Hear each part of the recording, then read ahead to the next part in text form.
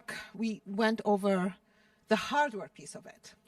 And I know you already started thinking about the software, and we don't want to ruin the surprise of what's going to come in the simulation side of this project.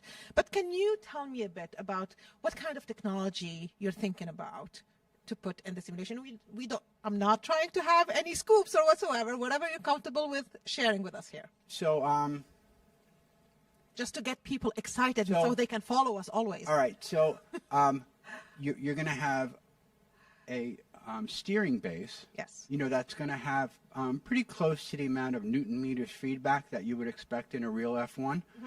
We have pedals that have a control load that has the same amount of pressure you have to exert that you would expect in an F1. But those are kind of just consumer off-the-shelf pieces. But then there are things we're going to do where we add our own full sail twist. So one of the things that people are going to do, wait, what? And it's, I expect what we're going to do here, I'm going to do a motion base inside a motion base.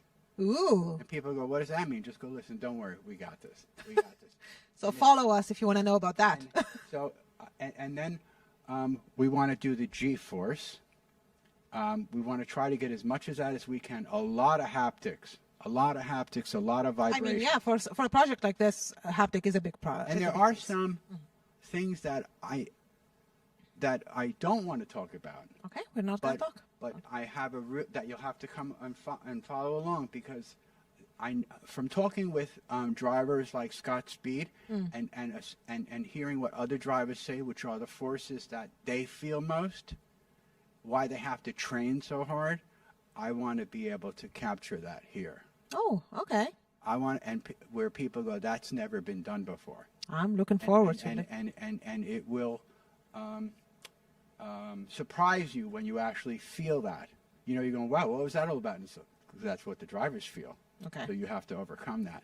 So right now, we're 100% hardware-centric because we're building an F1. Then we're going to switch over to hardware, software-centric, where we're actually building our own technology while we have to develop the software to make that technology work. Okay. And then ultimately it'll wind up with 100% software-centric, where the hardware is pretty much done, shored up. We might not add anything, but we still might, but we're going to build our own experience using UE5. Unreal. And in Unreal. Unreal 5. And I'm thinking we do I still, and I'm going to stand by it, I want to do an F1 track right around the university here, and we have to figure out where we can go 200 miles. You know how much I love F1, so I need to try this. You absolutely. So one of the things we had to also keep in mind was who can fit in this. That's true. Who can fit in this, and as research is being done, which I hope I could use some key credits. You are. So, when it comes, we're going to have this movable foot pedals to account for different size leg lengths. Oh. Because if you're in an open air rig, you could put a really tall guy on it and his legs are just out here, but you can't hear because they'll hit the inside of the safety cell. So the pedals will move. And then as I'm doing research with that, I read this article that this one driver, George Russell, went to drive like a Mercedes, and he couldn't fit his foot in it. He's got a size 11. Oh, okay. So he had to wear a size 10 racing shoe so he could fit in it. So it's like, whoa, let me go take a closer look. Let me go see what we have up in where the foot area is.